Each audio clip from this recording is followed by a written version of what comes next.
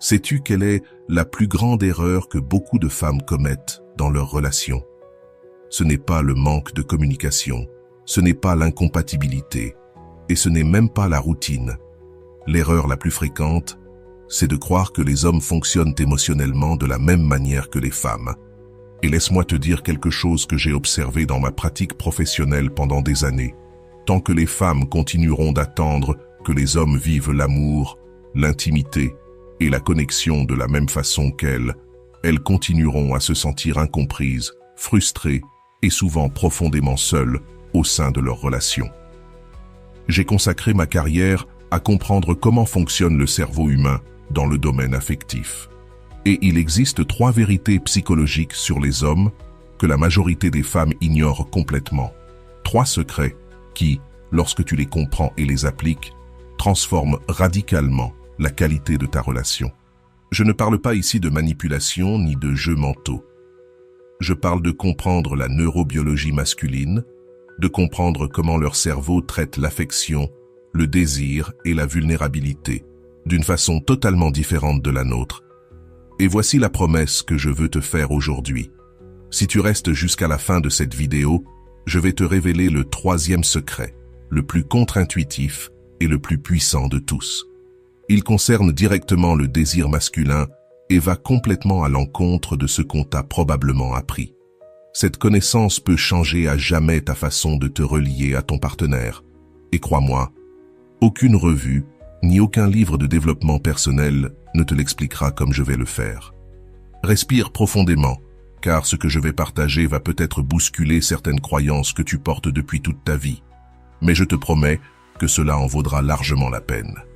Secret numéro 1. Les hommes ne se connectent pas émotionnellement comme les femmes. Les hommes ne ressentent pas la connexion émotionnelle de la même manière que nous. Nous, les femmes, nous avons besoin de mots, de conversations profondes, d'échanges verbaux qui nous font sentir vues, entendues et comprises. Le cerveau masculin, lui, fonctionne autrement. Leur connexion émotionnelle s'active à travers l'action partagée, beaucoup plus qu'à travers la parole. Si ces mots résonnent en toi, abonne-toi à la chaîne, mets un j'aime à cette vidéo et dis-moi dans les commentaires depuis quel pays tu te connectes. J'adorerais découvrir jusqu'où s'étend cette communauté de chercheurs de sérénité et de courage. Il existe une explication neurobiologique fascinante. Le cerveau masculin possède moins de connexions entre ces 2 hémisphères. Cela signifie que lorsque l'homme réalise une activité, son cerveau se focalise intensément sur cette tâche. Et c'est précisément dans cet état de faire ensemble qu'il se sent le plus connecté à toi. Je vais te donner un exemple réel de ma consultation. Une patiente, appelons-la Anna, était désespérée car elle avait l'impression que son partenaire refusait de s'ouvrir émotionnellement. Elle avait essayé toutes les conversations possibles, toutes les questions, toutes les invitations à partager. Plus elle insistait, plus il se fermait. Elle avait l'impression qu'un mur émotionnel grandissait entre eux. Je lui ai alors donné une tâche simple. Arrête d'essayer de le faire parler. Commence à faire des choses avec lui. Cuisiner ensemble, marcher dans la nature, réparer quelque chose, faites du sport, jouer aux jeux vidéo si c'est ce qu'il aime. Mais faites quelque chose ensemble, sans pression émotionnelle. 3 semaines plus tard, Anna est revenue en larmes, mais cette fois, des larmes de soulagement. Elle m'a raconté que, lors d'une randonnée en montagne, alors que le soleil se couchait, son partenaire avait commencé à se confier sans qu'elle ne force rien. Parce que dans cet état d'activité partagée, son cerveau masculin avait baissé ses défenses. Il lui a parlé de ses peurs, de son travail, de ce qu'elle représentait pour lui. C'était l'une de leurs conversations les plus intimes depuis des années. Cela ne signifie pas que les hommes n'ont pas besoin de parler ou qu'ils sont émotionnellement superficiels. Cela signifie que leur cerveau accède aux émotions par une autre route. Nous parlons pour ressentir. Eux agissent pour ressentir. Comment un homme exprime réellement l'amour. Et voici une vérité que beaucoup de femmes ne voient pas. Lorsqu'un homme agit pour toi, lorsqu'il répare quelque chose, lorsqu'il organise une sortie, lorsqu'il règle un problème dans ta vie, il n'est pas en train d'éviter la connexion émotionnelle. Il est en train de l'exprimer. C'est sa manière de dire « Je t'aime, tu comptes pour moi, je veux te protéger ». Le problème, c'est que beaucoup de femmes interprètent ces actions comme quelque chose de séparé de l'amour, alors que pour un homme, c'est l'expression la plus authentique de son amour. Quand il passe une après-midi entière à réparer ta voiture, il ne le fait pas juste parce qu'il le faut, il le fait parce qu'il veut t'assurer sécurité et bien-être. Mais si tu n'interprètes pas cela comme une preuve d'amour, lui se sent invisible. Et cette déconnexion grandit avec le temps. Quand un homme est en mode action, sa testostérone augmente, ce qui active ses circuits internes du bien-être.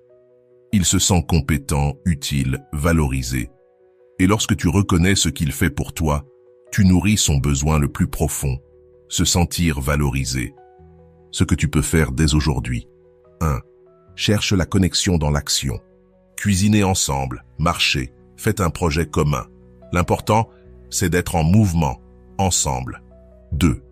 Apprends à lire les actions comme un langage d'amour. Dis-lui, « J'ai vu ce que tu as fait, ça compte pour moi. Je me sens aimé quand tu fais ça. » Pour un homme, ces mots sont de l'or. 3. Quand tu dois parler de quelque chose d'important, fais-le en mouvement. En marchant, en conduisant, en cuisinant. Le mouvement facilite l'ouverture émotionnelle masculine. Secret numéro 2, la psychologie du plaisir masculin. On entend partout que les hommes séparent le sexe de l'amour, que pour eux, le physique est mécanique, sans émotion. C'est complètement faux. Le plaisir masculin est profondément lié à 2 besoins psychologiques essentiels. Se sentir compétent, se sentir désiré. Quand un homme se sent capable de te donner du plaisir, de te connecter à lui physiquement, de te faire sentir bien, son cerveau libère de la dopamine, la récompense, et de l'ocytocine, le lien émotionnel. Cette combinaison est l'une des expériences les plus gratifiantes pour le cerveau humain. Mais beaucoup de femmes détruisent inconsciemment ce mécanisme, par exemple en feignant le plaisir. Cela semble paradoxal, mais lorsqu'une femme simule, elle prive son partenaire des informations dont il a besoin pour réellement se connecter à elle. Elle coupe la boucle de rétroaction qui lui permettrait d'apprendre, d'ajuster, de se sentir compétent. Assez souvent, les femmes ignorent à quel point ce qu'elles expriment ou n'expriment pas dans l'intimité a un impact réel sur un homme. Quand un homme reçoit un retour authentique, quand il voit que tu es vraiment présente, que tu profites du moment, que ton plaisir est réel, quelque chose d'extraordinaire se produit dans son cerveau. Les circuits de récompense s'activent d'une manière si intense qu'ils créent une association profonde entre ton bien-être et sa propre valeur personnelle. J'ai eu des patientes qui m'ont avoué avoir simulé pendant des années, croyant protéger l'ego de leur partenaire. Mais le résultat est l'opposé. Avec le temps, l'homme sent qu'il y a quelque chose qui cloche. Il ne sait peut-être pas quoi exactement, mais son cerveau détecte les incohérences. Cela crée de l'anxiété, de l'insécurité, et finit par provoquer une distance émotionnelle qui affecte tous les aspects de la relation. La vulnérabilité authentique est le plus beau cadeau que tu puisses offrir à un homme dans l'intimité. Quand tu te permets d'être vulnérable, quand tu communiques sincèrement ce que tu ressens, ce que tu aimes, ce dont tu as besoin, tu ne blesses pas son ego. Tu l'invites à un niveau de connexion plus profond. Tu lui donnes l'opportunité de réellement te connaître, d'apprendre ton langage unique du plaisir, de devenir quelqu'un qui connecte avec toi profondément et intimement. Maintenant, parlons de la deuxième partie de ce secret, se sentir désiré. Les hommes ont un besoin profond de se sentir désirés, pas seulement acceptés ou tolérés. Et ce besoin va bien au-delà du physique. Quand un homme sent que sa partenaire le désire, qu'elle le cherche, qu'elle l'a choisi activement, le système de récompense le plus puissant de son cerveau s'active. La testostérone, la principale hormone du cerveau masculin, est intimement liée au besoin de se sentir valorisé et désiré. Quand ce besoin n'est pas nourri, les niveaux de testostérone peuvent chuter. Cela affecte non seulement le désir sexuel, mais aussi l'énergie vitale, la motivation et même l'humeur. C'est un cercle vicieux qui peut devenir dangereux si on ne le comprend pas. J'ai vu des couples où la femme se plaint que son partenaire est devenu apathique, sans initiative, moins présent. Et en creusant, on découvre qu'il ne se sent ni désiré, ni choisi, ni même remarqué. Il a l'impression que sa présence est neutre, qu'elle change peu de choses. Et pour un homme, cela est émotionnellement dévastateur. Que peux-tu faire avec tout cela? D'abord, apprends à communiquer ton plaisir de manière authentique. Cela ne veut pas dire parler sans arrêt, mais te permettre d'être présente, d'exprimer sincèrement quand quelque chose te plaît. Le corps parle un langage que l'inconscient de ton partenaire perçoit immédiatement. Ensuite, parle d'intimité en dehors de la chambre.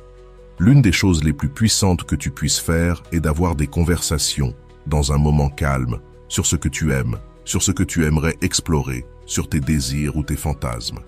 Cela enlève toute pression et permet d'explorer depuis un espace de confiance. Puis, élément crucial, communique ton désir activement. Ne laisse pas toujours l'initiative venir de lui. Va vers lui. Touche-le avec affection pendant la journée. Fais-lui comprendre qu'il t'attire, que tu penses à lui, que tu le veux. Cela n'a pas besoin d'être explicite. Un baiser un peu plus long le matin, un regard complice, un message dans la journée peuvent suffire. L'initiative féminine a un pouvoir immense sur le cerveau masculin. Quand une femme montre consciemment son désir, elle touche l'un des besoins les plus profonds de l'homme, se sentir choisi. Et cela crée un lien émotionnel qui dépasse largement le physique. Le plaisir masculin n'est jamais séparé de l'émotionnel. Au contraire, quand un homme se sent compétent pour te donner du plaisir et se sent vraiment désiré par toi, cela crée un lien émotionnel extrêmement fort. Et maintenant, découvrons le troisième secret, certainement le plus mal compris de tous. Les hommes ont besoin de se sentir utiles pour se sentir aimés. Ce point va à l'encontre de tout ce que la société moderne répète. Aujourd'hui, on dit aux femmes qu'elles doivent tout faire seules, ne dépendre de personne, que demander de l'aide est un signe de faiblesse. Il y a de la vérité dans l'autonomie personnelle, oui. Mais poussée à l'extrême, cette indépendance ferme un pilier fondamental de la connexion masculine. La neurobiologie nous révèle quelque chose de fascinant. Le cerveau masculin est câblé depuis des millénaires pour trouver du sens et du but à travers la protection et la provision. Ce n'est pas une construction sociale moderne. C'est un fait biologique profondément ancré. Quand un homme sent qu'il est utile, que sa présence fait une différence, qu'il peut contribuer réellement à ta vie, des circuits liés à la valeur personnelle, au sens et au but s'activent. La dopamine se libère quand il résout un problème pour toi, quand il rend ta vie plus facile, quand il sent que ce qu'il apporte compte. Le problème, c'est que beaucoup de femmes modernes refusent systématiquement l'aide de leur partenaire pour prouver leur indépendance. Elles disent « Je peux le faire seule, je n'ai pas besoin d'aide, je m'en occupe ».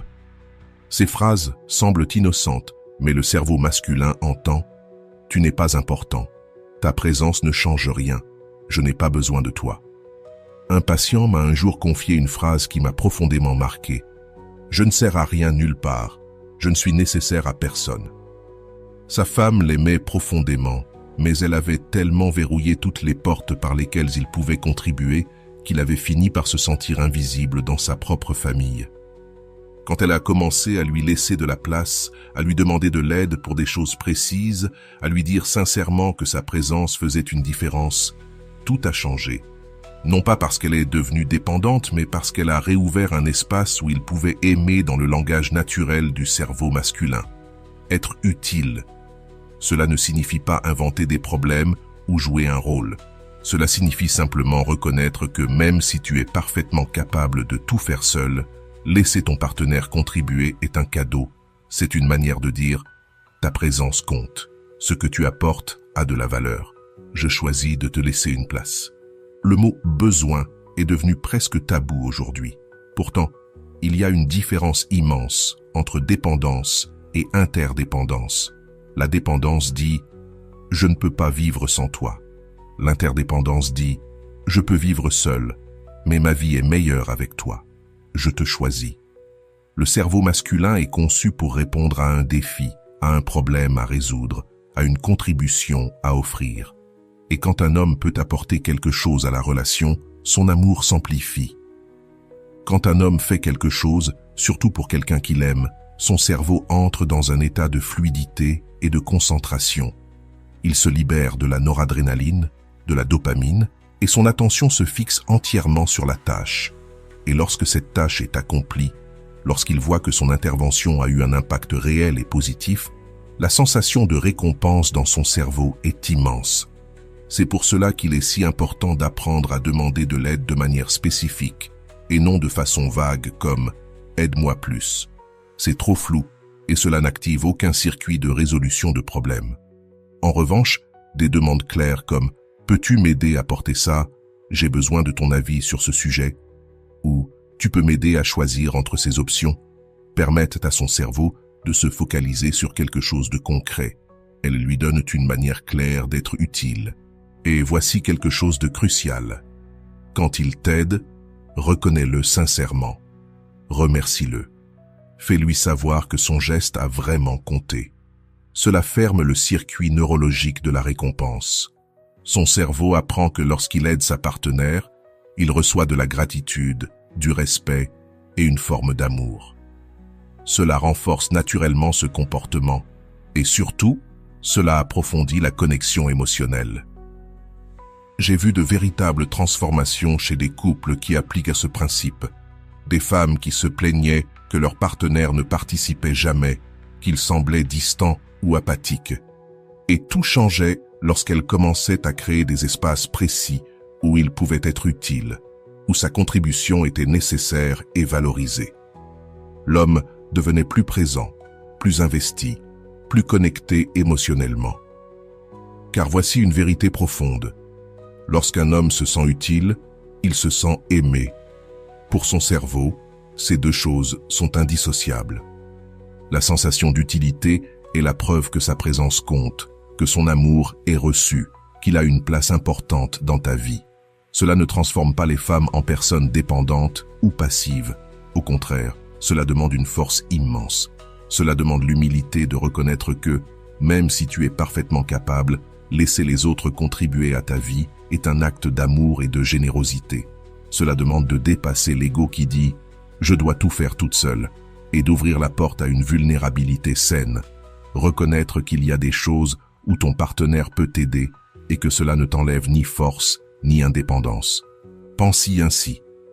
Lorsque tu permets à ton partenaire d'être utile, tu lui offres un cadeau.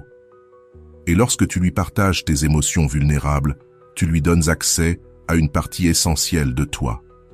Cette nécessité mutuelle, cette interconnexion choisie et consciente, est ce qui crée des relations profondes et durables. Dans ma pratique, j'ai constaté que les couples les plus heureux sont ceux où les deux se sentent nécessaires, où chacun a un rôle clair, un espace, une utilité dans la vie de l'autre. Ce n'est pas un hasard. C'est de la neurobiologie. C'est de la psychologie. C'est la manière dont les êtres humains sont faits pour se connecter. Alors voici mon invitation pour toi. Durant la semaine à venir, identifie 3 petites choses, simples mais concrètes, dans lesquelles ton partenaire peut t'aider. Demande-lui clairement, sans hésiter. Observe sa réaction. Observe son énergie quand il sent qu'il contribue réellement. Et surtout, remercie-le. Fais-lui savoir que ce qu'il a fait a eu un impact positif pour toi. Tu verras un changement, peut-être subtil au début, mais réel, parce que tu lui parleras dans le langage que son cerveau comprend, celui de l'utilité émotionnelle. Maintenant, parlons d'un sujet qui crée une immense souffrance chez les femmes, mais qui repose en réalité sur un malentendu neurobiologique. Le silence masculin. Combien de fois as-tu vécu cette situation? Un problème éclate, un conflit apparaît, et au moment où il faut parler, il se tait, il se retire, il se ferme, il entre dans sa caverne, et tu interprètes ce silence comme un rejet, un manque d'amour, une absence d'intérêt.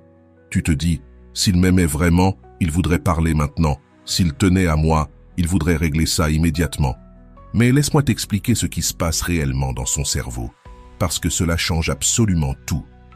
Lorsque le cerveau masculin est confronté à un problème émotionnel complexe, il a besoin d'un temps de traitement interne. Ce n'est pas une stratégie consciente, ni une fuite. C'est de la neurobiologie. La zone du cerveau qui gère les émotions et la résolution de problèmes fonctionne différemment chez les hommes. Quand une femme vit une émotion, elle a besoin d'en parler pour la comprendre. La verbalisation fait partie du processus. En parlant, elle clarifie ce qu'elle ressent. Le cerveau féminin se connecte ainsi.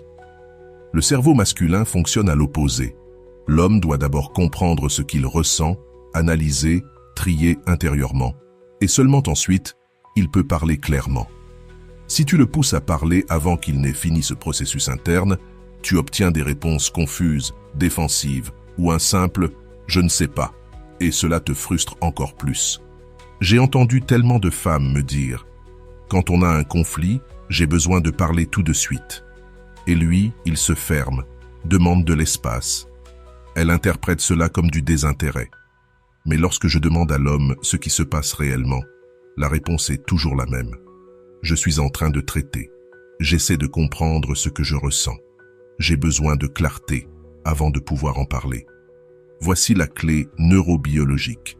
Lors d'un conflit, les niveaux de cortisol de l'homme, l'hormone du stress, montent en flèche et un taux de cortisol élevé bloque sa capacité à accéder à ses émotions et à les verbaliser. Son système nerveux passe en mode combat ou fuite. Dans cet état, il est physiologiquement incapable d'avoir une discussion émotionnelle profonde. Si tu le poursuis avec des questions, si tu exiges qu'il parle maintenant, tu augmentes encore son cortisol. Et plus son cortisol monte, plus il se ferme. C'est un cercle vicieux que vivent énormément de couples. Je me souviens d'une femme qui souffrait terriblement parce que, à chaque conflit, son partenaire partait marcher 1 heure. Pendant cette heure, elle imaginait le pire, croyant qu'il l'abandonnait. Mais en réalité, pendant cette marche, son corps évacuait le cortisol. Le mouvement physique régulait son système nerveux. Et ce n'est qu'une fois régulé qu'il était capable de revenir pour avoir une vraie conversation. Alors que faire avec cette information? D'abord, apprends à distinguer le silence de traitement du silence d'évitement. Le silence de traitement est temporaire. Il peut dire « j'ai besoin de temps pour réfléchir » ou tu le verras simplement plongé dans ses pensées. Le silence d'évitement, lui, concerne quelqu'un qui fuit systématiquement les discussions importantes. Si c'est du silence de traitement, respecte-le, mais fixe ensemble un moment où vous reprendrez la discussion. D'accord, prends ton temps. On en reparle ce soir après le dîner. Ou on reprend la conversation demain matin. Cela te sécurise et cela lui donne l'espace dont il a besoin. Ensuite, lorsque vous parlerez enfin après ce temps de traitement, tu verras une différence énorme. Il sera plus calme, plus clair, plus connecté et présent. Lorsque tu comprends ce mécanisme, tout devient plus clair. Il sera plus lucide, plus présent, plus capable d'exprimer ce qu'il ressent, parce que son cerveau aura eu le temps de faire ce qu'il devait faire, se connecter à ses émotions, les analyser et retrouver de la clarté. Et surtout, tu dois reconnaître que ce processus n'a rien à voir avec la quantité d'amour qu'il a pour toi. Bien souvent, le silence n'est pas un signe de désintérêt. Au contraire, il se tait précisément parce que tu comptes tellement pour lui qu'il veut te donner une réponse réfléchie, cohérente, une réponse qui résout réellement le problème au lieu de réagir depuis l'émotion du moment. L'une des choses les plus libératrices pour ta paix intérieure, c'est d'arrêter d'interpréter le silence masculin comme un rejet. Le rejet, c'est autre chose. Le rejet, c'est quand quelqu'un ne se présente jamais, ne s'implique pas, ne montre aucun intérêt. Le silence de traitement, lui, est simplement le cerveau masculin en train de faire ce qu'il doit faire pour se reconnecter de manière authentique. Les hommes tombent amoureux par l'admiration. Ce point est fondamental. Et pourtant, c'est l'un des plus incompris dans les relations modernes. Je vais te dire quelque chose qui peut sembler controversé au premier abord, mais qui est profondément soutenu par la neuroscience et par l'expérience clinique. Les hommes s'attachent et s'ouvrent émotionnellement à travers l'admiration. Et avant que tu imagines qu'il faut les flatter constamment ou prétendre qu'ils sont parfaits, laisse-moi clarifier ce que cela signifie réellement, car il existe des nuances très importantes. Le cerveau masculin est profondément lié à un besoin psychologique essentiel, se sentir respecté et admiré par la personne qu'il aime. Ce n'est pas de l'ego superficiel, mais un élément central de la construction de son identité et de sa valeur personnelle.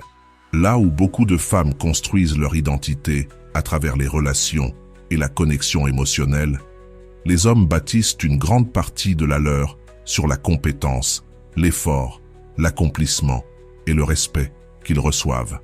Et aucune opinion n'a plus d'impact sur un homme que celle de sa partenaire. Quand un homme sent que sa femme l'admire sincèrement, qu'elle respecte sa personnalité, ses qualités, ses efforts, son caractère, quelque chose d'extraordinaire se produit dans son cerveau. Une combinaison de testostérone, de dopamine et d'ocytocine se libère simultanément. C'est ce qui crée l'état d'attachement profond. Ce n'est pas seulement de l'attirance physique, c'est un lien émotionnel intense, unique. Le problème, c'est que beaucoup de femmes confondent admiration et soumission. Elles pensent qu'admirer leur partenaire signifie perdre leur voix, ne plus pouvoir pointer les problèmes ou devenir passive. C'est complètement faux. L'admiration authentique ne consiste pas à faire semblant qu'il est parfait. Il s'agit de reconnaître ses qualités réelles, ses forces, son caractère, ses efforts, et cela doit être exprimé, pas juste pensé en silence. Le cerveau masculin a besoin de preuves verbales d'admiration. Il a besoin d'entendre que ce qu'il fait et qui il est compte pour toi. Et voici quelque chose de crucial. Beaucoup d'hommes sont littéralement affamés d'admiration car ils n'en reçoivent nulle part ailleurs. Au travail, ce sont des exigences et des critiques. Dans la société, on lui rappelle tout ce qui ne va pas chez les hommes. À la maison, s'il ne reçoit que des reproches, des corrections et des remarques négatives, alors où peut-il trouver la validation dont son cerveau a besoin pour fonctionner de manière optimale? J'ai reçu des hommes qui, en apparence, avaient tout. Succès, stabilité, bonne santé. Et pourtant, ils se sentaient vides, démotivés, parfois déprimés. En approfondissant, on découvrait presque toujours la même chose. Ils ne se sentaient ni admirés ni respectés par leur partenaire. Et cette carence affectait absolument tout dans leur vie. Je me souviens d'un cas marquant. Un homme m'a dit « J'ai l'impression que pour ma femme, rien de ce que je fais n'est suffisant. Je travaille des heures pour subvenir aux besoins de la famille. Je rentre et tout ce que j'entends, c'est ce que je n'ai pas fait. Je ne sors pas la poubelle. Je ne passe pas assez de temps avec les enfants. Je ne suis pas assez présent émotionnellement. Jamais, jamais, je n'entends que quelque chose de ce que je fais est bien.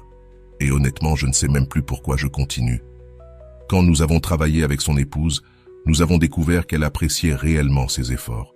Mais elle était tombée dans un piège très répandu, ne pointer que le négatif, ce qui manque, ce qui ne va pas. Et elle avait cessé d'exprimer ce qu'elle admirait chez lui. Nous avons mis en place quelque chose de simple, mais extrêmement puissant. La pratique quotidienne de l'admiration spécifique.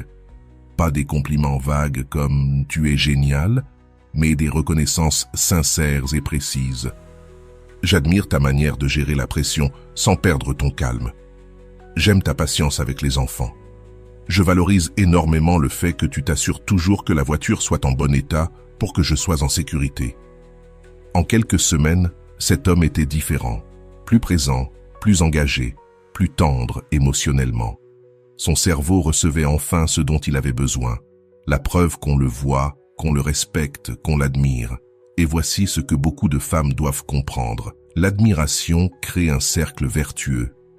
Quand un homme se sent admiré, il fait naturellement plus pour en être digne. Quand il se sent respecté, il agit de manière plus respectable, pas par effort ou pour jouer un rôle, mais parce que la chimie de son cerveau change. Il devient la meilleure version de lui-même. Mais l'inverse est tout aussi vrai. La critique constante, le manque de reconnaissance, le focus permanent sur le négatif créent un cercle vicieux. Sa testostérone baisse, son cortisol monte, il se sent moins capable, moins motivé, et il finit par agir exactement comme tu lui reproches d'agir. C'est une prophétie qui s'auto-alimente. Et attention, admirer ton partenaire ne signifie pas éviter les conversations difficiles. Tu peux pointer les problèmes, demander des changements, parler de ce qui doit évoluer. Mais il existe une différence énorme entre aborder un sujet depuis la critique permanente et l'aborder depuis une base solide de respect et d'admiration. Quand un homme sent qu'il est profondément respecté, il ne se met pas sur la défensive. Il peut écouter, comprendre et agir parce qu'il ne sent pas que toute son identité est attaquée. Alors, comment intégrer cela dans ta relation? D'abord, identifie consciemment 3 choses que tu admires réellement chez lui. Des qualités, des compétences, des comportements, sa manière de gérer certaines situations, mais choisis des éléments authentiques. Ensuite, exprime cette admiration de manière spécifique et régulière. Pas besoin d'un long discours. Cela peut être aussi simple que « J'ai remarqué comment tu as géré cette situation aujourd'hui et j'admire beaucoup ta calme » ou « Je veux que tu saches que je valorise vraiment ta dévotion à ton travail ». Enfin, lorsque tu reconnais ton partenaire publiquement, même de manière occasionnelle, cela a un impact profond.